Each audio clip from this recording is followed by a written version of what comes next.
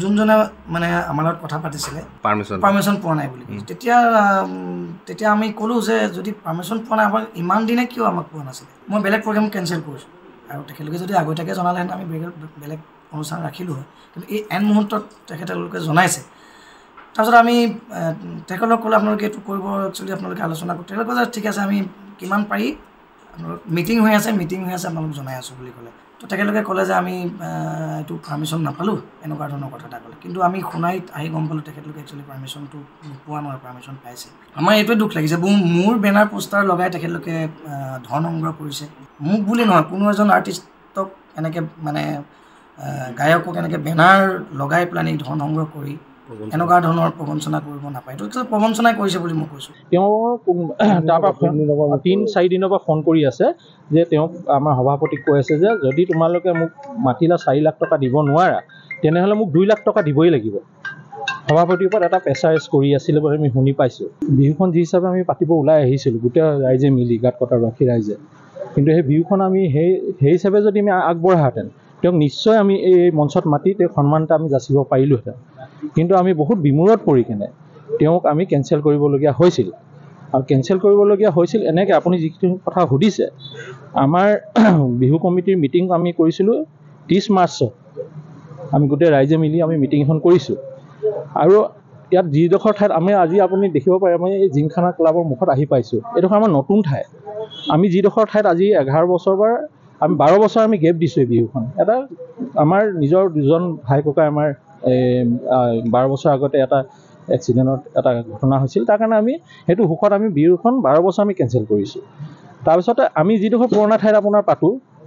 সেইডোখৰ ঠাইৰ পৰা আমি যেতিয়া পাৰ্মিশ্যন লৈছোঁ সেইডোখৰ ঠাইত মানে কিছুমান কাৰোবাৰ মানে আপোনাৰ অকণ আমাৰ নিজৰ অসুবিধা মানে আপোনাৰ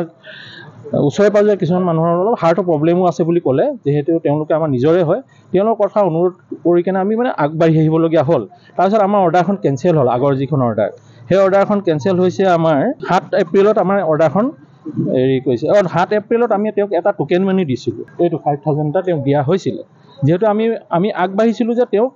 আমি মাতিম বুলিয়ে তেতিয়া আমি একদম দৃঢ় আমি মানে এটা মনৰ বিশ্বাস আছিলে যে আমি যেনে তেনে কষ্ট কৰি আমি কেতিয়াও এজন এনেকুৱা ভাল আৰ্টিষ্ট আমি এই মঞ্চত মাতিব পৰা নাই এইবুলি আমি খুব সাহস কৰিছিলোঁ যে 12 বছৰ মূৰত আমি পাতিব বিচাৰিছোঁ আমি এজন চাওঁচোন চেষ্টা কৰি তেওঁক পাৰিম এইবুলি কিন্তু আপোনাৰ সময়ৰ এটা দুৰ্গতিৰ কাৰণে আমাৰ 9 মে তাৰিখে 9 এপ্ৰিলত নে সেনেকুৱাতে আমাৰ এটা কেঞ্চেল হৈছে আমাৰ আগৰ হেৰিখন নহয় 7 এপ্ৰিলত আমাৰ কেঞ্চেল হৈছে আমাৰ হেৰিখন বিহুখন নহয় চৰি আপোনাৰ 6 মে'ত কেঞ্চেল হৈছে আমাৰ বিহুৰ আগৰ অৰ্ডাৰখন পাৰ্মিশ্যনখন কেঞ্চেল হোৱাৰ পিছত আমাৰ এনেকুৱা এটা অৱস্থা হ'ল যে আমি মানে দুদুমূৰত ফচিলোঁ যে কাৰোবাৰ ওচৰত আমি যামো যে কিবা এটা বৰঙণি বিচাৰি কিনে আমাৰ ওচৰত অৰ্ডাৰ নাই তাৰপিছতে আমি মানে লাষ্টত এনেকুৱা পৰ্যায়ত এটা আহিলে যে আমি বিহু পাতিব নোৱাৰিম নেকি তাৰপিছত এই নতুন ঠাইডোখৰত আমি আহিলোঁ আহি ইয়াত আমি আলোচনা কৰিলোঁ যে ইয়াত ওচৰ পাজৰৰ মানুহৰ লগত আমি কথা বতৰা পাতিলোঁ তেওঁলোকে ক'লে যে ইমান দিনৰ মূৰত পাতিব বিচাৰিছে ইয়াতে পাতা তাৰপিছত আমি নেক্সট অৰ্ডাৰৰ কাৰণে আমি লাগিলোঁ যেতিয়া লাগিলোঁ সেই সময়খিনি আমাৰ গোটেই সময়খিনি আমাৰ মানে গুচি গৈছে মানে আমি কোনোফালে ষ্টেপ ল'ব পৰা নাই আমাৰ অৰ্ডাৰ আহিছে আপোনাৰ 10 তাৰিখে 5 বজাত যিখন নতুন অৰ্ডাৰ ইয়াৰ কাৰণে আহিছে আৰু আমাৰ সভাপতি ডাঙৰীয়াক তেতিয়া আমি সিদ্ধান্ত ল'লোঁ যে তেওঁক কথাটো আমি জনাই দিয়াৰ ভাল হ'ব আমি 9 তাৰিখে সভাপতিক আমি ক'লোঁ যে তোমাৰ থ্ৰুৱেদি কথাখিনি হৈছে তুমি জনাই দিয়া তেওঁ 9 তাৰিখে মৰ্ণিং সময়ত তেওঁ জনাইছে তেওঁৰ মেনেজাৰক তেওঁ জনাইছোঁ বুলি কৈছে কথাখিনি তাৰপিছত আমি 10 তাৰিখে আমি পাৰ্মিশ্যনটো পাইছোঁ দুদিনীয়া কাৰ্যসূচীৰ কাৰণে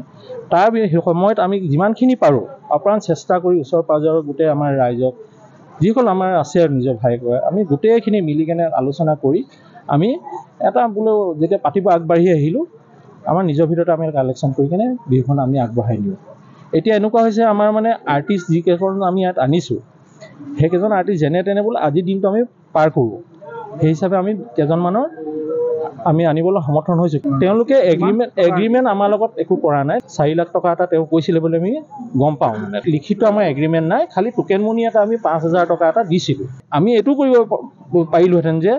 তেওঁক আমি অকণ আগতীয়াকৈ জনাব পাৰিলোঁ কিন্তু আমি অৰ্ডাৰখনৰ পিছত লাগি আছোঁ যদি অৰ্ডাৰখন আমাৰ নেক্সট অৰ্ডাৰখন অকণ আগতীয়াকৈ অহাহেঁতেন আমি নিশ্চয় তেওঁক আনি কিনে এটা আমি সন্মান যাচিব পাৰিলোহেঁতেন হয় তেওঁ এইখিনি কথা ক'ব পৰা কৈছে এইটো কাৰণে এটা ধৰক তেওঁলোকে এটা চিডিউল থাকে, তেওঁলোকৰ এই ছিজনটোতে ধৰক এটা প্ৰগ্ৰাম ছেটিং থাকে, তাৰ কাৰণে আমি দুখিত সকলোৱে গাত কটাৰ বাকী হৈ কেনে মই ছেক্ৰেটেৰী হিচাপে মই তেওঁৰ ওচৰত ক্ষমা প্ৰাৰ্থনা বিচাৰিছোঁ।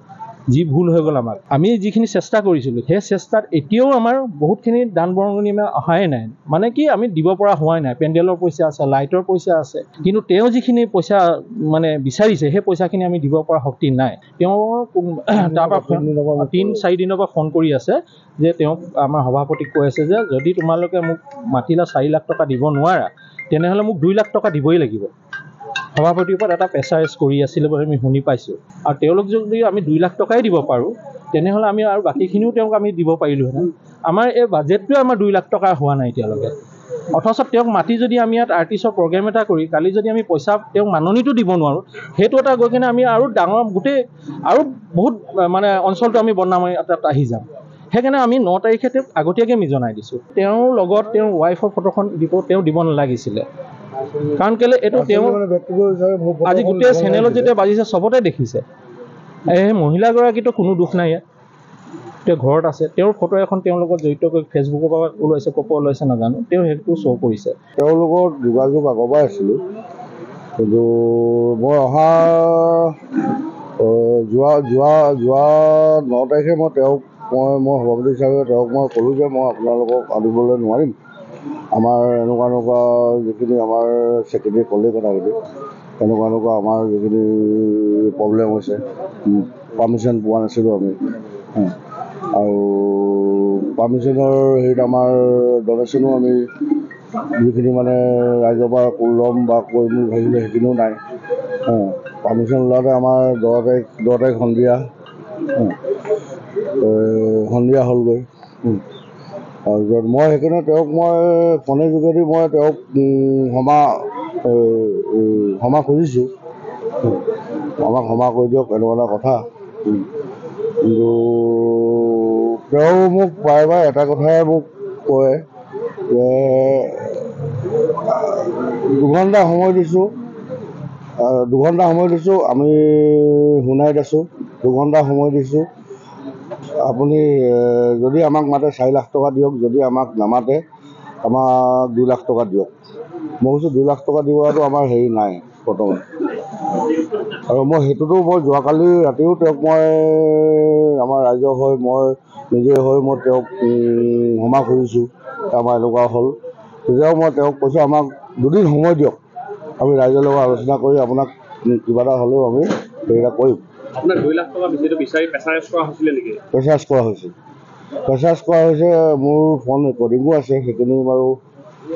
শুনিলে আপোনাক দিব পাৰিম মই। মোক কালি এটা কথা কয় 2 ঘণ্টা সময় দিছোঁ, 2 লাখ টকা দিয়ক। বিশেষকৈ বিহুখনৰ যিটো আপুনি সভাপতি আৰু আপোনাৰ লগতে আপোনাৰ পৰিয়ালবৰ্গৰ যে ফটো এখন দিছে, হয়, মই তাৰ বিশেষত মই তেওঁক এইটো কাৰণে বেয়া পাইছোঁ, তেওঁ আমাৰ ৰাইজৰ আমাৰ আমোলাপট্টি গাত পৰা বিহুৰ ৰাইজৰ বা বিহু কমিটিৰ লগত আছে। তেওঁ ব্যক্তিগতভাৱে মোৰ ফটোখন বা মোৰ মিছেছৰ ফটোখন দিব নালাগিছিলে, সেইটো কাৰণে তেওঁক মই বহুত মানে বেয়া পাইছোঁ। তেওঁ ইমান জ্ঞানী, ইমান ডাঙৰ ছিংগাৰ, তেওঁ সেই কামটো কৰিব নালাগিছিলে মোৰ ফটোখন দি।